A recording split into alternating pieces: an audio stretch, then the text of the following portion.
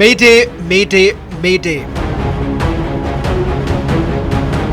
The last three words exchanged between the pilots of Air India 171 and the Ahmedabad ATC on the 12th of June.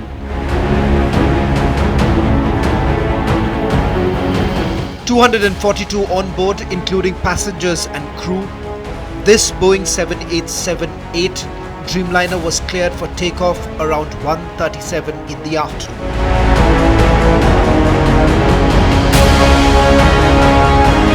"92 seconds later, a mayday call and the radio went silent.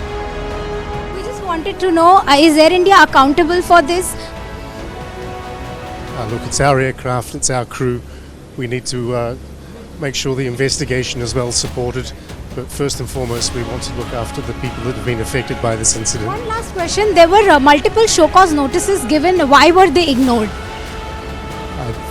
I don't believe this is the appropriate time to talk about things that are unrelated to this incident.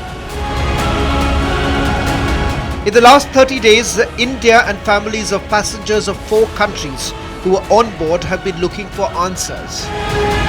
Was it human error? Was it technical failure? Or was it sabotage? A few clues have trickled in on Saturday morning. The first preliminary report is out, giving us details of what happened.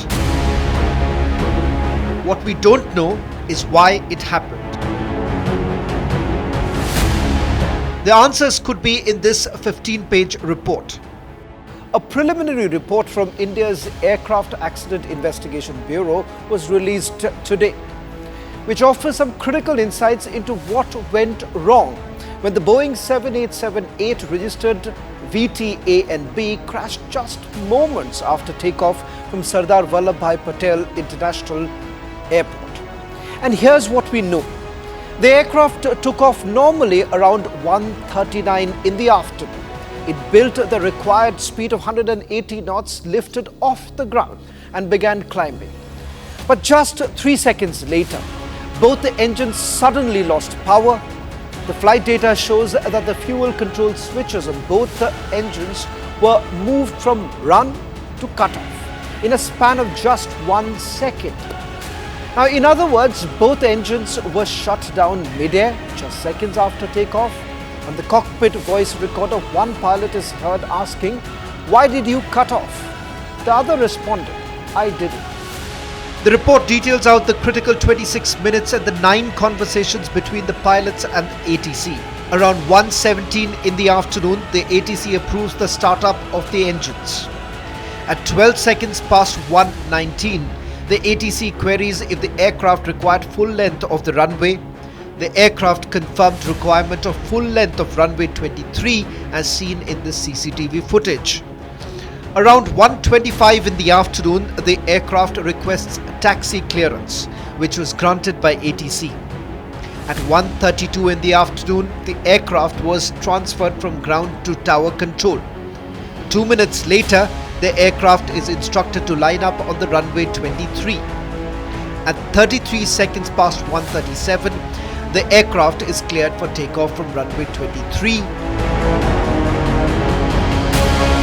What happened in next 92 seconds has left even the best of aviation experts astounded. The location of these 2 switches. Firstly, these switches are designed in such a way that if I want to move the switch from off position to on position, it's a 3-step process. The first step, I have to lift the lever. Then it disengages from a mechanical catch. Then I push the lever in the on position and then it slides back into the on position. Just because my finger gets caught because my cufflink gets caught does not mean that I can accidentally push the lever from on to off or off to on position. 56-year-old Sumit Sabarwal and 32-year-old Clive Kundar in the cockpit, between them a combined experience of 19,000 flying hours.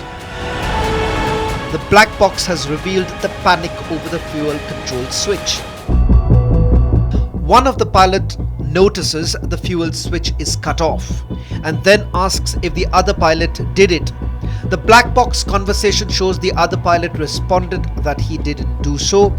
So if none of the pilots cut off the fuel switch, then how did this switch cut off the fuel supply to the engines?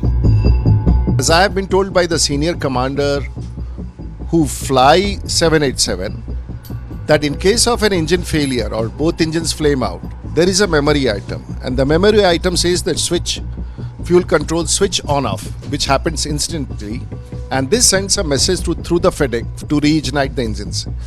There is also a fact that both the engines have started coming back to power, at least one has come back, but possibly the action which was initiated at a time which any aircraft across the world, if this dual engine failure happens at this flight level, it would be very difficult to recover and it would be almost impossible to restart that engine in that span of time. This picture on page number 14 of the report shows the RAM air turbine being activated. A few seconds after takeoff, this usually kicks in when there is an emergency detected. What generated that emergency a second after takeoff? And how did the fuel switch cut off in 4 to 5 seconds? The government says there can be no conclusion at this stage. मंत्रालय सीधा इसमें कोई दखल अंदाजी नहीं करती। AAIB एक autonomous authority है, उनके हिसाब से वो काम करते हैं।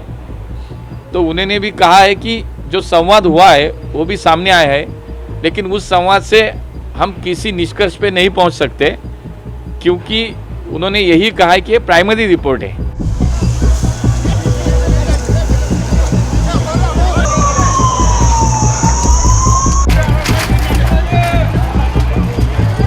The families of the 160 who lost their lives in this crash have no closure. Justice is yet to be done.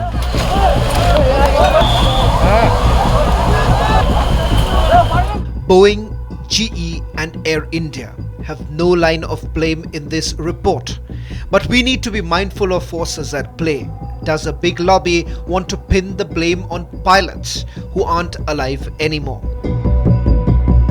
This case, we have very senior, very professional, very experienced pilots. I think the captain has close to 15,000 hours. The co-pilot has close to 3,500 hours. So their experience level is high enough not to make a mistake of raising the flap which was being discussed before, or to select both the switches on or both the switches off within seconds. It is virtually impossible. That is what, when as a test pilot, I can say that this is a design aspect to make sure that there is no inadvertent selection of the switch, which is very critical, by mistake. Nobody knows when the final report will be made public. Until then, we only hope the big names don't engineer a cover-up of the truth of the Ahmedabad crash.